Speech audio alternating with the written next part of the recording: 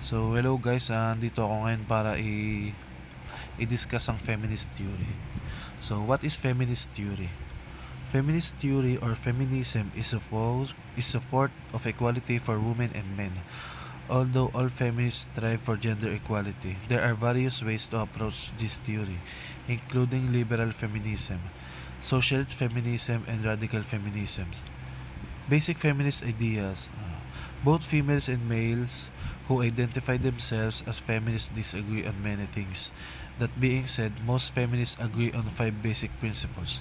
So, ito ang 5 basic principles natin. A gender perspective, accentuation of women's experiences, reflexivity, participatory methods, and social action.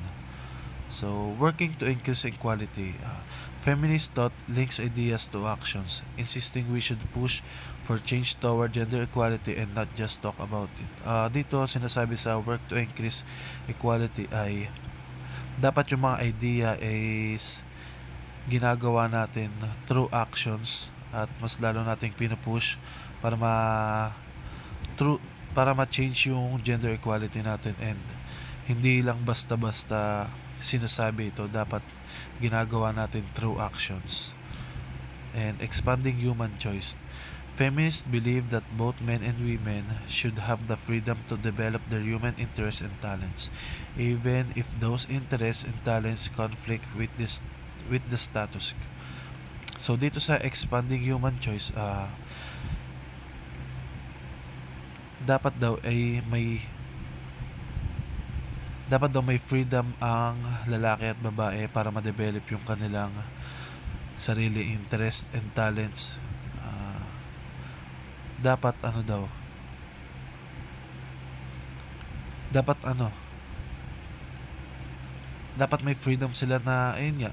Dapat may freedom sila na ma-develop yung kanilang human interest and talents kahit na may conflict sa kanilang status. So, eliminating gender stratifications. Feminists oppose laws and cultural norms that limit income, educational, and job opportunities for women. So dito sinasabi naman sa eliminating gender stratification ay yung mga babae dapat daw ay wala nang limit para sa kanilang education and job opportunities, kasi 'di ba dati yung ang tingin natin sa mga babae ay dapat nasa bahay lang, nag-aasikaso sa bahay, pinagsisilbihan yung kanilang asawang lalaki. So ganun kababa ang tingin natin sa mga babae dati. So dito sinasabi sa eliminating gender stratification ay dapat alisin yung limit para sa mga babae at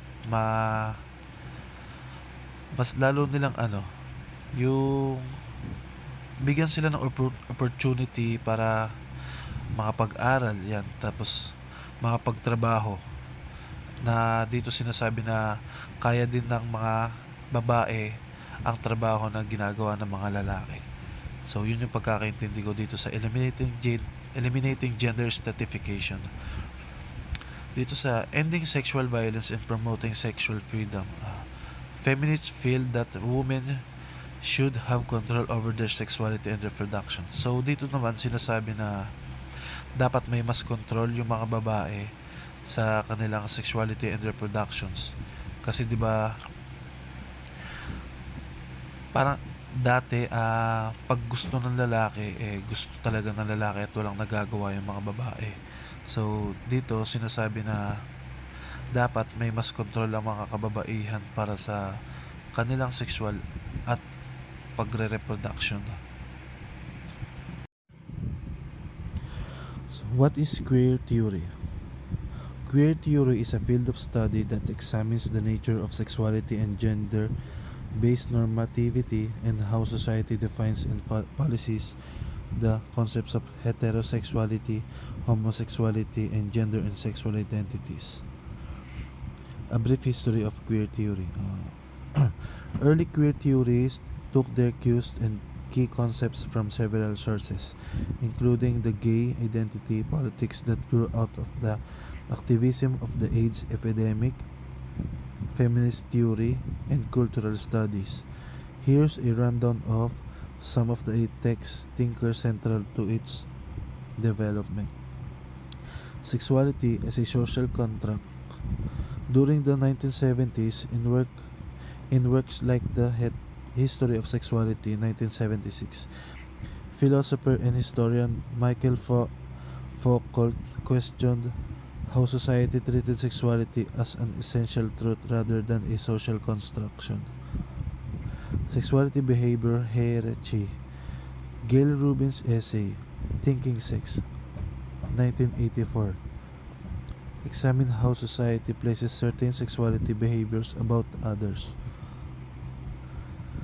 The Gendering of Sexuality, Eve Kosofsky-Segwick's seminal book, Epistemology of the Closet, 1990, explored how society genders sexuality.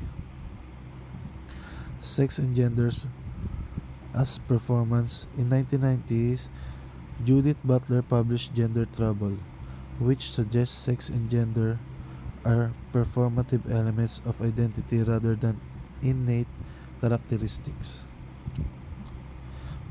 The birth of queer theory.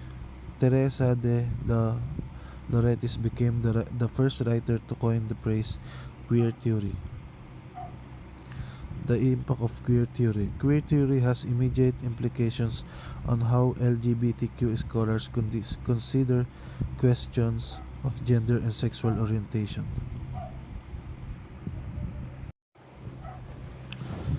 Imitation theory. Jean Gabriel Tarde, born March 12, 1843 and died May 13, 1904, a French criminologist and sociologist, is one of the founding fathers of sociology. He opposed the dominant sociological model of his time, Émile Durkheim's view of society as a collective unity, and instead regarded society as an aggregate of individuals.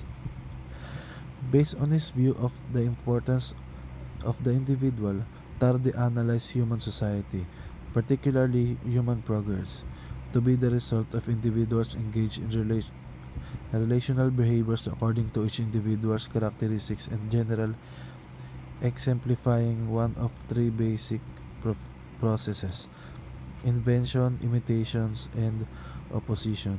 For example, invention requires a gifted individual in a supportive local context, and imitation is one, on the other hand, is much more whispered in society. Most people are not inventive, but only copied what they see from other people. Tardy codified his ideas in the three law of imitation.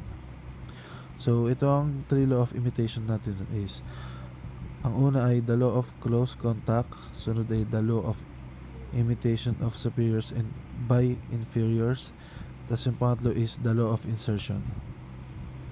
Opposition takes place when two or more inventions come into conflict with each other, or when new and old ideas collide. Tardy devised a theory of imitation and suggestion, through which he tried to explain criminal behavior. He believed that the origins of deviance were similar to the origins of fads and fashions, and that his three law of imitations can explain why people engage in crime.